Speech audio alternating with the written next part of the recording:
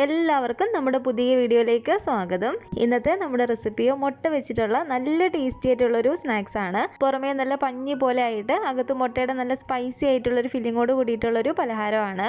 ഇത് ഉണ്ടാക്കിയെടുക്കാനായിട്ട് നമുക്ക് ഓവൻ്റെ ഒന്നും തന്നെ ആവശ്യമില്ല. നല്ല ടേസ്റ്റി ആയിട്ടുള്ള ഒരു റെസിപ്പിയാണ്. അപ്പോൾ ഇതെങ്ങനെയാണ് തയ്യാറാക്കുന്നതെന്ന് നമുക്കൊന്ന് നോക്കാം. ഈ ഒരു വീഡിയോ നിങ്ങൾക്ക് ഇഷ്ടപ്പെടുവാണെങ്കിൽ മറക്കാതെ തന്നെ ഒരു ലൈക്ക് ബട്ടൺ ഒന്ന് ക്ലിക്ക് ചെയ്യണേ.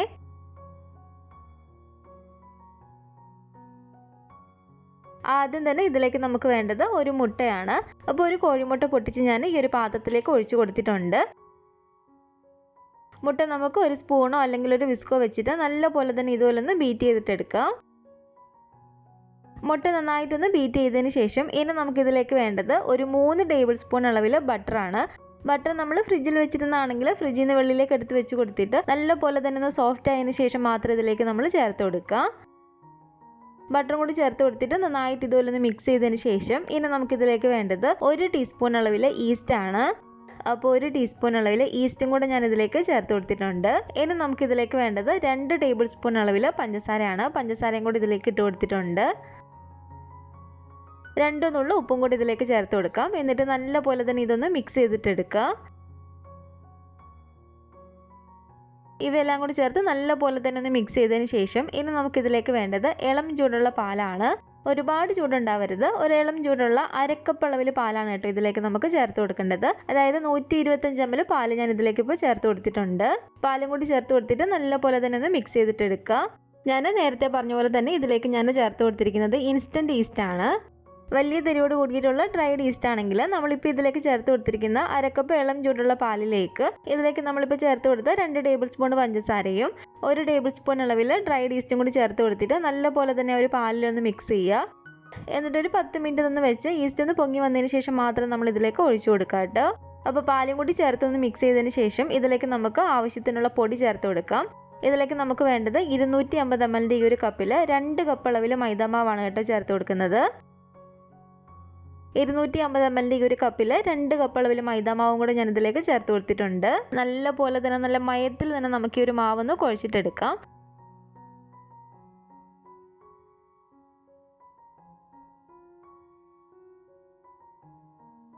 അപ്പോൾ ഇത് കണ്ടില്ലേ, നല്ല മയത്തിൽ മാവ് ഇതുപോലെ ഒന്ന് കുഴച്ചെടുത്തതിന് ശേഷം നമ്മുടെ കയ്യിൽ ചെറുതായിട്ടൊന്ന് ഒട്ടിപ്പിടിക്കുന്ന ഒരു പരുവത്തിനാണ് ഇതിരിക്കുന്നത്. ഒരു സ്വല്പം ഓയിൽ ഇതുപോലെ കയ്യിലൊന്ന് തൂത്ത് കൊടുത്തിട്ട് ഒന്നും കൂടെ ഒന്ന് കുഴക്കുകയാണെങ്കിൽ നല്ലപോലെ തന്നെ നമുക്കിത് കയ്യിലൊന്ന് ഒട്ടിപ്പിടിക്കാതെ ഒന്ന് കുഴച്ചിട്ടെടുക്കാൻ പറ്റും.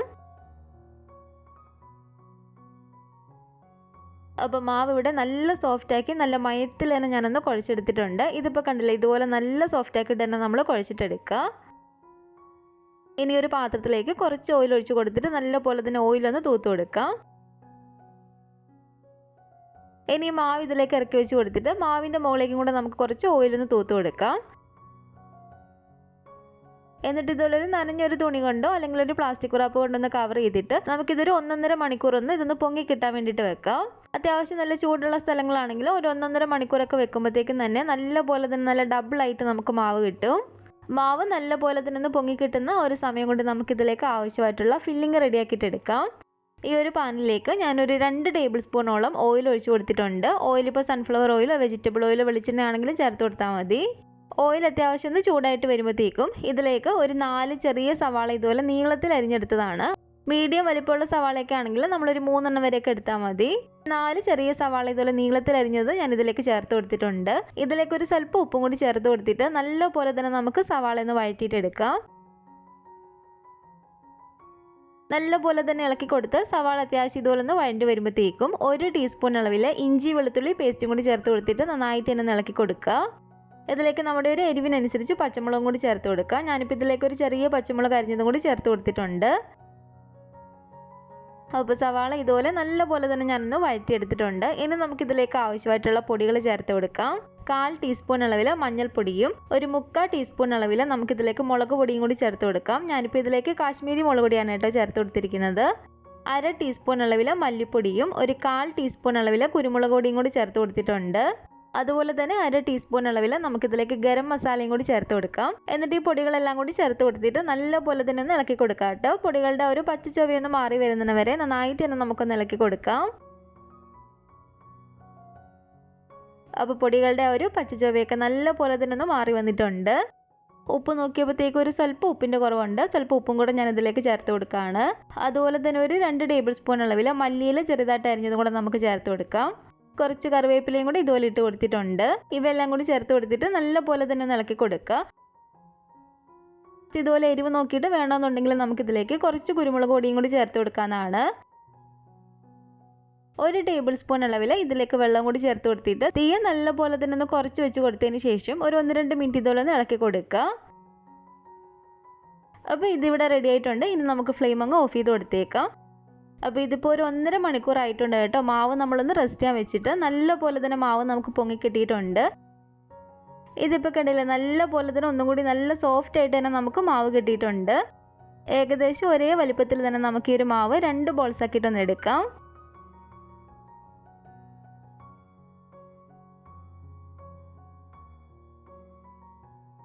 അപ്പോൾ ഏകദേശം ഒരേ വലിപ്പത്തിൽ തന്നെ ഇതുപോലെ നമ്മൾ 2 ബോൾസ് ആക്കി എടുത്തതിന് ശേഷം ആദ്യം ഇത് നമുക്ക് പരത്തിയിട്ടെടുക്കാം.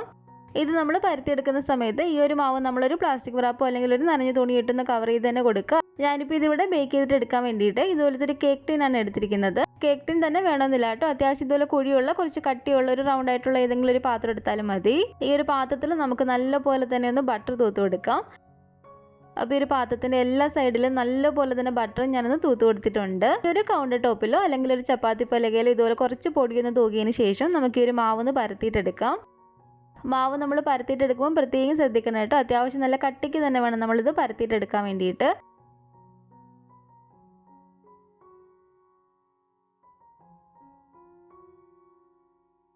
അപ്പോൾ അത്യാവശ്യം കട്ടിക്ക് തന്നെ ഇതുപോലെ മാവ് നമുക്ക് റൗണ്ടാക്കി ഒന്ന് പരത്തിയിട്ടെടുക്കാം. നമ്മൾ നല്ലപോലെ തന്നെ ബട്ടർ തൂത്ത് വെച്ചിരിക്കുന്ന ഈ ഒരു പാത്രത്തിലേക്ക് ഈ ഒരു പരത്തിയ മാവ് ഞാൻ വെച്ച് കൊടുക്കുകയാണ്. എന്നിട്ട് ഇതിൻ്റെ മുകളിലേക്ക് കൊണ്ട് നമുക്ക് കുറച്ച് ബട്ടർ ഒന്ന് ഇതുപോലെ തൂത്ത് കൊടുക്കാം. അതിനുശേഷം ഇതിൻ്റെ മുകളിലേക്ക് നമുക്ക് ഒരു മസാല വെച്ച് കൊടുക്കാം. ആ ഒരു മസാല സൈഡിലേക്ക് അധികം അങ്ങ് ആകാത്ത രീതിയിൽ സൈഡിൽ നിന്ന് കുറച്ച് ഗ്യാപ്പ് ഇട്ടിട്ട് ഇതുപോലെ റൗണ്ടിൽ നമ്മളൊന്ന് വെച്ച് കൊടുക്കുക. അപ്പോൾ നമ്മൾ തയ്യാറാക്കി വെച്ചിരിക്കുന്ന ഒരു മസാല ഫുൾ ഇതിലേക്ക് ഞാനൊന്ന് വെച്ച് കൊടുത്തിട്ടുണ്ട്. പിന്നെ നമുക്കിതിലേക്ക് വേണ്ടത് ഒരു 3 മുട്ട പുഴുങ്ങിയെടുത്തതാണ്. മുട്ട നമ്മൾ പുഴുങ്ങിയെടുത്തതിന് ശേഷം ഇതുപോലെ 4 ആയിട്ട് നമ്മളൊന്ന് കട്ട് ചെയ്തിട്ടെടുക്കുക. എന്നിട്ട് ഈ ഒരു മസാലയുടെ മുകളിലേക്ക് നമുക്ക് ഈ ഒരു മുട്ട പുഴുങ്ങിയത് ഇതുപോലെ വെച്ച് കൊടുക്കാം.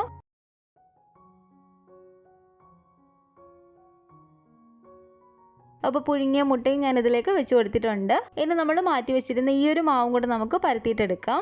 നേരത്തെ പരത്തിയതുപോലെ തന്നെ ഒരു കൗണ്ടർ ടോപ്പിലോ ചപ്പാത്തി പലകയിലോ കുറച്ച് പൊടിയൊന്ന് തൂകിയതിന് ശേഷം ആ ഒരു കട്ടിക്കാനം നമുക്ക് ഇതുപോലെ ഒന്ന് പരത്തിയിട്ടെടുക്കാം.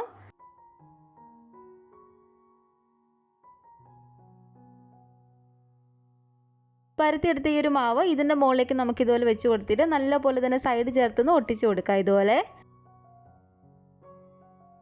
അപ്പോൾ 2 മാവും കൂടി ചേർത്തിട്ട് നല്ലപോലെ തന്നെ ഞാനൊന്ന് ഒട്ടിച്ചെടുത്തിട്ടുണ്ട്. ഇനി നമുക്കിതിലേക്ക് വേണ്ടത് 2 ടേബിൾ സ്പൂൺ അളവിൽ നല്ല സോഫ്റ്റ് ആയിട്ടുള്ള ബട്ടറാണ്.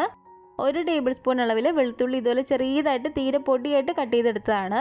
അതും കൂടെ നമുക്കിതിലേക്ക് ചേർത്ത് കൊടുക്കാം.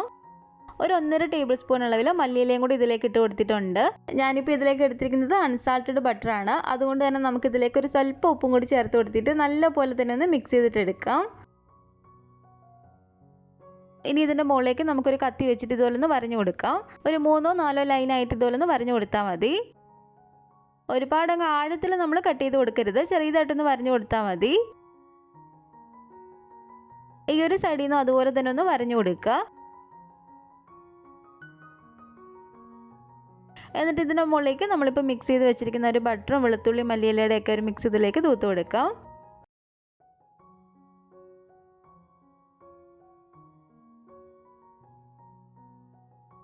ആ ഒരു ബട്ടറിൻ്റെ ഒരു മിക്സ് നല്ലപോലെ തന്നെ ഒന്ന് തൂത്ത് കൊടുത്തതിന് ശേഷം എന്നിട്ട് ഇതുപോലെ ഒരു കട്ട് ചെയ്തെടുത്ത ഈ ഒരു ഗ്യാപ്പിലെല്ലാം തന്നെ നമുക്ക് നല്ലപോലെ തന്നെ ഒന്ന് മൊസറല്ല ചീസ് വെച്ച് കൊടുക്കാം. ലാസ്റ്റ് ഇതുപോലെ ഒരു മൊസറല്ല ചീസ് വെച്ച് കൊടുക്കണമെന്ന് നിർബന്ധമൊന്നുമില്ല കേട്ടോ. വെച്ച് കൊടുത്താൽ കുറച്ചും കൂടി നല്ല ടേസ്റ്റ് ആയിരിക്കും നമ്മൾ കഴിക്കുന്ന സമയത്ത്.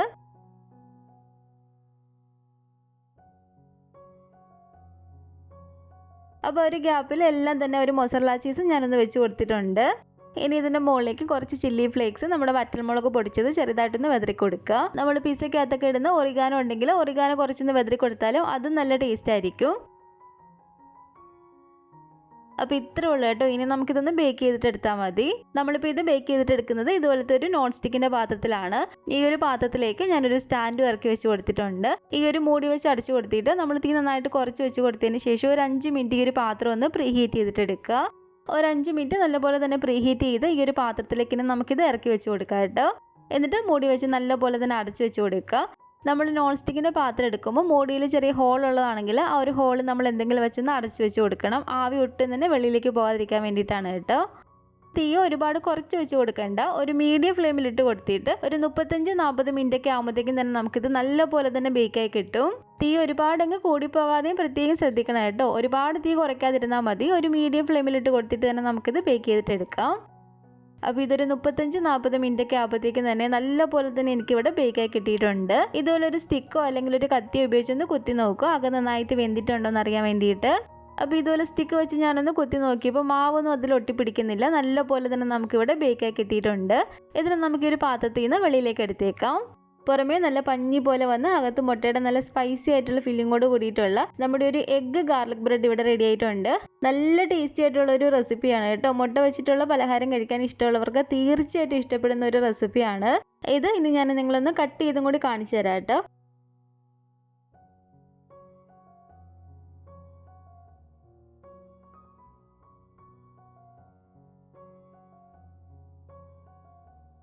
അപ്പോൾ കണ്ടില്ല, നല്ല അടിപൊളിയായിട്ട് തന്നെ ഇതിവിടെ റെഡി ആയിട്ടുണ്ട്. ഈ ഒരു റെസിപ്പി നിങ്ങൾക്ക് ഇഷ്ടപ്പെട്ടെങ്കിൽ തീർച്ചയായിട്ടും ഒന്ന് ട്രൈ ചെയ്ത് നോക്കാം കേട്ടോ. ഉണ്ടാക്കി നോക്കിയിട്ട് നിങ്ങളുടെ അഭിപ്രായങ്ങളൊക്കെ മറക്കാതെ തന്നെ നമ്മുടെ കമൻറ്റ് ബോക്സിൽ വന്ന് അറിയിക്കുക.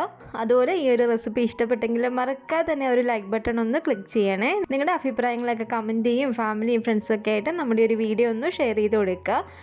പുതിയതായിട്ട് നമ്മുടെ ചാനൽ ആരെങ്കിലും കാണുന്നുണ്ടെങ്കിൽ താഴെ കാണുന്ന റെഡ് സബ്സ്ക്രൈബ് ബട്ടണും കൂടെ ഒന്ന് പ്രസ് ചെയ്ത് സപ്പോർട്ട് ചെയ്യണേ. കൂട്ടത്തിൽ കാണുന്ന ബെൽ ഐക്കണും കൂടെ ഒന്ന് ക്ലിക്ക് ചെയ്ത് അതിൽ ഓൾ എന്ന ഓപ്ഷൻ തന്നെ കൊടുക്കുകയാണെങ്കിൽ ഞാൻ പുതിയ റെസിപ്പികളൊക്കെ ഇടുമ്പോൾ നിങ്ങൾക്ക് അതിൻ്റെ നോട്ടിഫിക്കേഷൻ കിട്ടുന്നതായിരിക്കും. ഇൻഷാ അല്ലാഹ് വീണ്ടും നമുക്ക് ഇതുപോലെ നല്ലൊരു റെസിപ്പി ആയിട്ട് കാണാം.